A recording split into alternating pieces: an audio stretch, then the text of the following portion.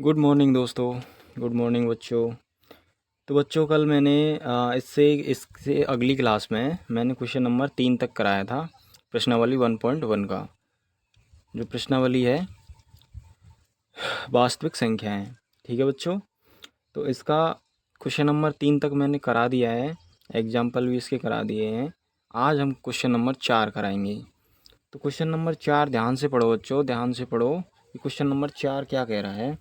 मैं क्वेश्चन यहाँ पे लिख दे रहा हूँ। क्वेश्चन है कि HCF, क्वेश्चन नंबर 4। ठीक है बच्चों, क्वेश्चन नंबर 4 दिया हुआ है कि HCF ऑफ 306, 657 बराबर 9 दिया है। तो इसका LCM 306 और 657 ये हमको ज्ञात करना है। ठीक है बच्चों, ध्यान से पढ़ो बच्चों। क्वेश्चन क्या है कि HCF ऑफ 306, 357 बराबर 9 दिया है। LCM 306, 657 हमको निकालना है। मतलब HCF दिया हुआ है, ये अपन की दो संख्याएं हैं। ठीक है बच्चों, पहली और दूसरी ये हमारी दो संख्याएं हैं जिसका HCF दिया हुआ है 9, LCM हमको निकालना है। तो पहली संख्या क्या है?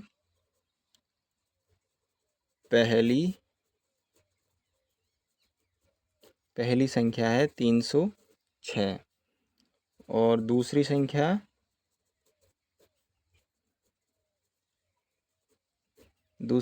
दी हुई है 657। ठीक है बच्चों, और HCF हमको दिया हुआ है, HCF बराबर 9 हमको HCF दिया हुआ है। अब हमको क्या पूछा है? LCM। तो LCM हमको ये निकालना है। ठीक है बच्चों, ध्यान से पढ़ना, ध्यान से देखना, एक एक स्टेप मिस मत करना, एक भी स्टेप, और एक एक स्टेप बस ध्यान से कंसंट्रेट होके बस देखते जाना। ठीक है बच्चों, आपको एक एक पार्ट समझ में आ जाएगा। तो बच्चों इसका फॉर्मूला क्या होता है कि प्रथम संख्या गुणा दूसरी संख्या बराबर होता है LCM गुणा HCF। होता है ना बच्चों, ये अपन का फॉर्मूला है। इसमें हमको बस संख्याएं पुट करनी है, संख्याएं रखनी है और आंसर अपने आप आ जाएगा। ठीक है बच्चों, तो प्रथम संख्या क्या है? 306 गुना दूसरी संख्या क्या है? 657 बराबर LCM ये हमको निकालना है HCF। LCM गुना HCF कितना हुआ? दिया हुआ है 9। ठीक है बच्चों, तो हम इसको सिंप्लीफाई करेंगे। तो LCM बराबर 9 को इसके नीचे ले जाओ, 306 गुना 657 डिवाइड बाई 9। ठीक है बच्चों, 9 अब क्या करना है?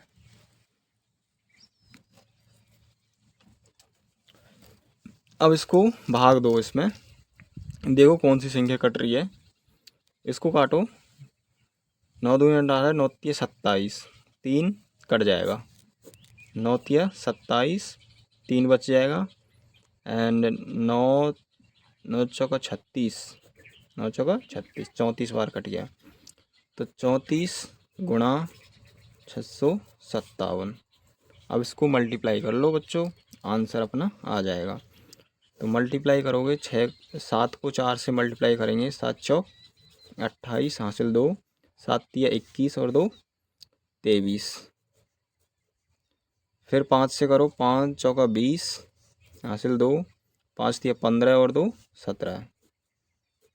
फिर से 6 से गुणा करो, 6 चौका 24 की 4 हासिल 2, 6 3 18, 18 और 2 20। अब इसको जोड़ लो, 8 3 7 4 11, 11 और 2 13, 13 की 3 हासिल 1, 1 और 1 2 एंड 2। तो हमारा एलसीएम आ जाएगा 22,338। यही अपना आंसर हो जाएगा। ठीक है बच्चों, दिस इज योर आंसर। तो बच्चों उम्मीद करता हूँ कि आपको क्वेश्चन समझ में आया होगा, और एक एक स्टेप ध्यान से पढ़ते जाओ, बस आंसर आपको खुद स्वयं समझ में आ जाएगा। तो देख लो बच्चों, इसका स्क्रीनशॉट ले लो और इसको फिर से घर पे करना और अपने रफ में करना। ठीक है बच्चों, एक एक स्टेप बिल्कुल ध्यान से देखना वीडियो को, एकदम से आपको समझ में आ जाएगा। तो बच्चों क्वेश्चन नंबर 5 कराने जाएंगे। अब आ जाइए बच्चों क्वेश्चन नंबर 5। क्वेश्चन नंबर 5 क्या कहता है कि जांच कीजिए कि क्या किसी प्राकृत संख्या n के लिए संख्या 6 की पावर n अंक 0 पर समाप्त हो सकती है। तो बच्चों ध्यान से सुनना, इसका आंसर हम लिखते हैं। ठीक है बच्चों, कॉपी में लिखते जाना आंसर को और आंसर समझते जाना। तो हम ये कह सकते हैं कि बच्चों कि 0 एक ऐसी संख्या है जो 5 से या 2, 5 या 2 दोनों को मल्टीप्लाई करोगे तो 10 बनेगा। मतलब 5 और 2 के गुना करने पर 0 आती है, और 0 सिर्फ एक तो 0 से मल्टीप्लाई, किसी भी संख्या को 0 से मल्टीपल करोगे या गुना करोगे तब भी 0 आएगा। ठीक है बच्चों, लेकिन नाउ अब आ जाते हैं आंसर। तो बच्चों आंसर क्या होगा कि यदि कोई संख्या, इसमें लिखो, यदि कोई संख्या 0 पर समाप्त होती है तो वह संख्या अभाज्य गुणनखंड या प्राइम नंबर, वह संख्या अभाज्य संख्या 5 से विभाजित होगी। ठीक है बच्चों, और लिखो, यदि उस संख्या के अभाज्य गुणनखंड में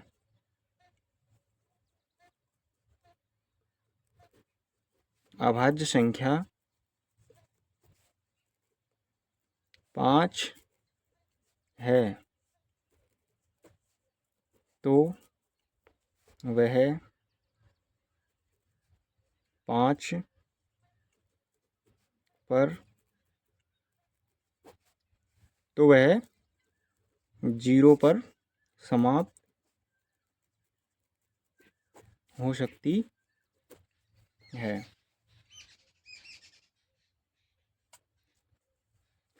यदि उस संख्या के अभाज्य गुणनखंड में अभाज्य संख्या 5 है, ठीक है बच्चों, अभाज्य संख्या 5 है तो वह 0 पर समाप्त हो सकती है।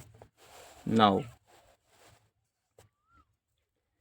क्वेश्चन में क्या दिया हुआ है कि 6 की पावर n, तो 6 के गुणनखंड क्या होंगे, 6 के गुणनखंड, 6 के गुणनखंड, 6 के गुणनखंड होंगे 2 गुणा 3, 6 बराबर 2 गुणा 3। ठीक है बच्चों, 6 के गुणनखंड होंगे 2 गुणा 3, तो हमको 6 की पावर n दिया हुआ है,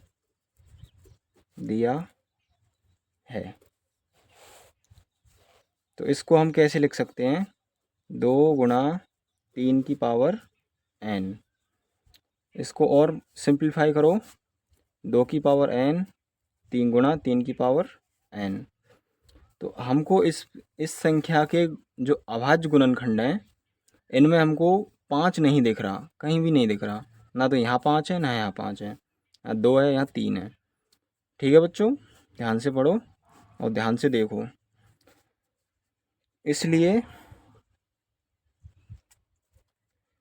इसलिए अंक गणित की आधारभूत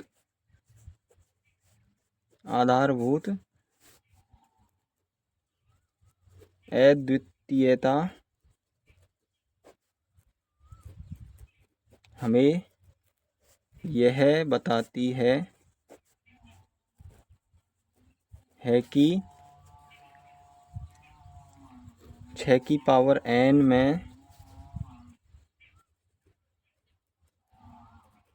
अभाज्य गुणनखंड 2 और 3 हैं। निष्कर्ष 3 है। अब निष्कर्ष क्या होगा इसका? निष्कर्ष लिखो बच्चों। निष्कर्ष ये होगा, निष्कर्ष होगा कि 6 की पावर n में अभाज्य गुणनखंड 5 नहीं है, इसलिए